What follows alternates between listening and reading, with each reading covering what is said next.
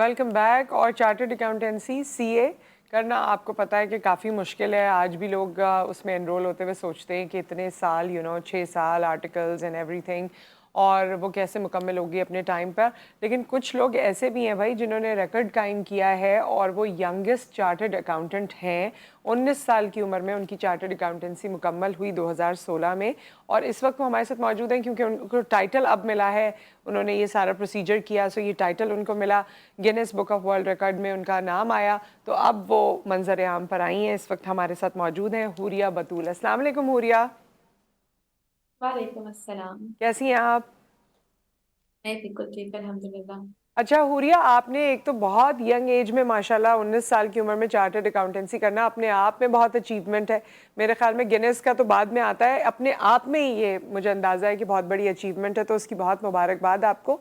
सो ये तमाम चीज़ें मुमकिन कैसे हुई? क्योंकि ओ लेवल्स है, ए लेवल्स है, फिर 6 साल की पढ़ाई है मोर और लेस चार्टर्ड अकाउंटेंसी की। तो इसमें इंसान कम से कम भी 22-23 साल का, 24 साल का, अगर वो भी आप वन गो में निकलते जाएं तो हो जाता है। सो आपने ये तमाम चीज़ों को कैसे इतना समेट के और जल्दी जल्दी किया? अच्छा, ये कोई प्री प्लान नहीं था इस सच। लेकिन जब मैंने अपना सेवेंथ ग्रेड कंप्लीट किया था तब मैं 12 साल की थी। ठीक है। तो उसके बाद मैंने अपनी ना नेक्स्ट अटेम्प्ट में, लाइक मेरे मार्च में पेपर्स हुए थे सेवेंथ के। तो मैंने नेक्स्ट अटेम्प्ट में ना ओ लेवल्स के लिए प्राइवेटली अपेयर हो गई थी। तो it was my father's idea कि हम ना एक नॉन कन्वेंशनल वे से चाहते हैं और ओ लेवल्स को ना स्कूलिंग सिस्टम, बिकॉज मेरे फादर प्रोफेसर थे और वो ही हैड एकेडमी जिसमें वो ओ लेवल्स और ए लेवल्स को पढ़ाते थे। तो उनको था कि हम इस फास्ट ट्रैक से हम कर सकते हैं ओ लेवल्स। तो मेरे नेक्स्ट अटेम्प्ट में ओ लेवल्स अपेयर हो गए जब मैं 13 साल की थी, और उससे ही नेक्स्ट ईयर मैंने ए लेवल्स में अपियर हो गई 14 साल की उम्र में।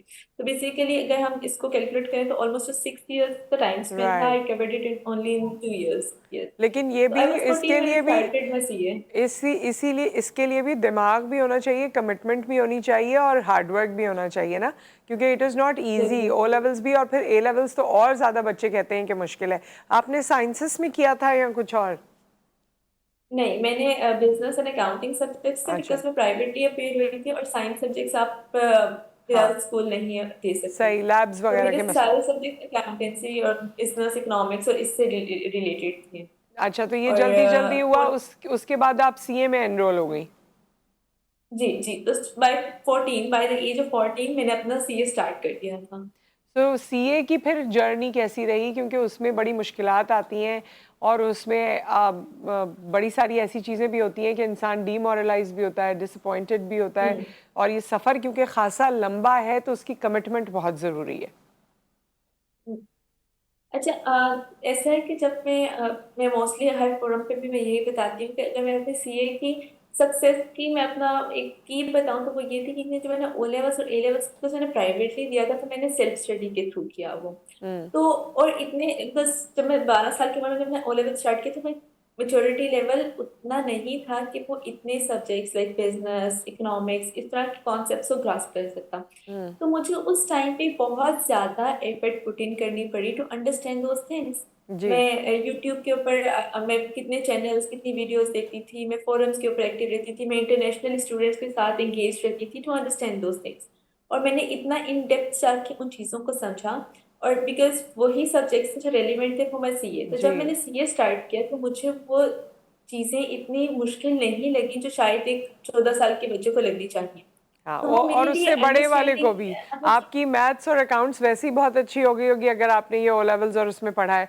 क्योंकि वो स्टैट्स और मैथ्स और वो तमाम चीज़ें उसी तरह उसी लेवल की हैं सीए में। सो आई एग्जैक्टली थिंक वो एग्जैक्टली। चीज़ों में तो आप ऑलरेडी प्रो थी।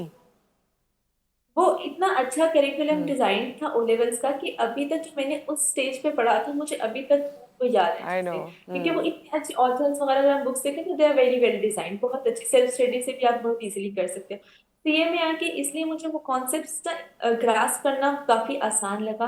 देन सीए में भी मैंने जिसका मेरा मॉड्यूल ए और बी था मैंने वो वन गो में इकट्ठे कर लिया, फास्ट ट्रैक के थ्रू किया। अच्छा, वो भी आपने वन ताकि गो में कर लिया? ओके। वो भी मैंने वन गो में कर 6 लिया था। सब्जेक्ट होंगे आपके उसमें? 5 सब्जेक्ट्स थे वो। अच्छा, ठीक है। बिकॉज ए लेवल के बीच से मुझे कुछ एग्जाम्पशंस नहीं मिली थी तो मैंने एग्जाम्शन उसको मिल गई थी। इकट्ठा कर दिया। राइट। मॉड्यूल ए और बी को भी, तो ये राइट। भी थोड़ा उसने भी हेल्प आउट किया मुझे क्लियर करने में। तो मेरी पहली अटेम्प्ट थी इन 2012 सीए के, and my last attempt was in 2016। अच्छा, चार्टर्ड अकाउंटेंसी भी ना एक बिल्कुल होलसम सर्टिफिकेशन है, क्योंकि इसमें आप लॉ भी पढ़ते हैं, अकाउंट्स भी पढ़ते हैं, इसमें आप टैक्सेस की भी आपको इन्फॉर्मेशन हो जाती है, तो आपको बहुत सी एजुकेशन जो शायद हर डिग्री में अलग अलग पढ़ाई जा रही होती है वो इसमें पढ़ा दी जाती है। तो क्या आप इसकी अफादियत के हवाले से कुछ बताएंगी? जो बच्चे चार्टर्ड अकाउंटेंसी में आने से डरते हैं उनको कुछ बताना चाहेंगी? अच्छा, ये आपने बहुत अच्छा पॉइंट रेज किया। सो फाइनेंस का रोल जो है ना, पहले जो हम समझते थे ना कि सिर्फ नंबर पंचिंग है और सिर्फ डाटा क्लैरिंग, जिसना पहले 20-30 साल पहले शायद कहीं माना जाता था, वो रोल अब इतना इवॉल्व हो चुका है कि फाइनेंस जो है अब ऑर्गेनाइजेशंस को रियलाइज हो रहा है कि हाँ, कि चार्टर्ड अकाउंटेंट्स जो है वो कितने इंपॉर्टेंट है for the well being of an organisation. जी। एक बिजनेस पार्टनरशिप का रोल जो है वो करते हैं।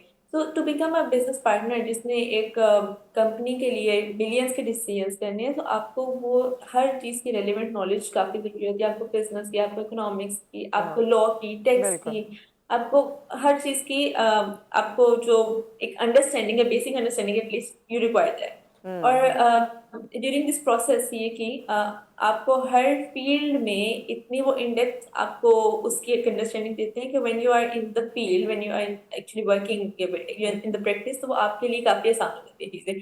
और वो आप एक्चुअली एक बिजनेस पार्टनर का जो रोल है ना, वो अच्छे से फिर आप अदा कर पाते हैं। बिल्कुल। तो आर्टिकलशिप ये में भी तो अभी तो बहुत, आर्टिकल्स में भी तो बहुत ज़्यादा मेहनत होती है ना एक्चुअली, उसमें भी बहुत आप लोग हम्म। मेहनत करते हैं। सो आर्टिकलशिप वगैरह सारी आपकी मुकम्मल ऑन टाइम हो गई थी?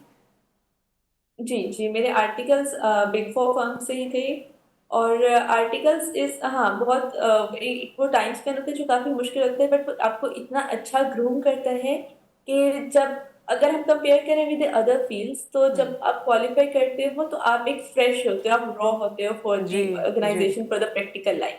लेकिन सीए की जो खूबसूरती है वो इसी में है कि जब एक स्टूडेंट क्वालिफाई करता है, तो वो एक रॉ स्टूडेंट नहीं होता, उसके पास एक प्रैक्टिकल एक्सपीरियंस होता है 3.5 साल बिल्कुल। का आर्टिकल्स का। बिल्कुल। Thank you so much Huriya, आप हमारे साथ मौजूद रही हैं। कोई ऐसी बात जो दिल में है, अभी भी कुछ कहना चाहती हैं आखिर में, जो लोग आपको देख रहे हैं? One liner only. Specially for females, मैं उनको ये कहना चाहती हूँ कि I think this is a wonderful field.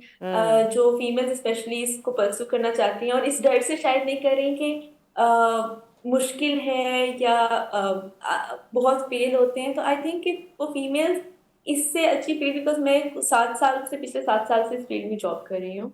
And I think कि जो इसके हमारी वर्क लाइफ बैलेंस है और जो अपॉर्चुनिटीज फीमेल्स हैं specially, I think they are they invaluable. Are So I phenomenal. think thank you. we should really consider this field. All the best to you Huriya, बहुत ज़बरदस्त आपका आपकी अचीवमेंट है। हमारी तमाम दुआएं आपके साथ हैं। Thank you so much for your time. और बहुत सारा नॉस्टैल्जिया हो गया, क्योंकि मैं भी चार्टर्ड अकाउंटेंसी की स्टूडेंट थी। आर्टिकल्स मेरे मुकम्मल नहीं हुई, वो खैर मेरी एक अलग कहानी है।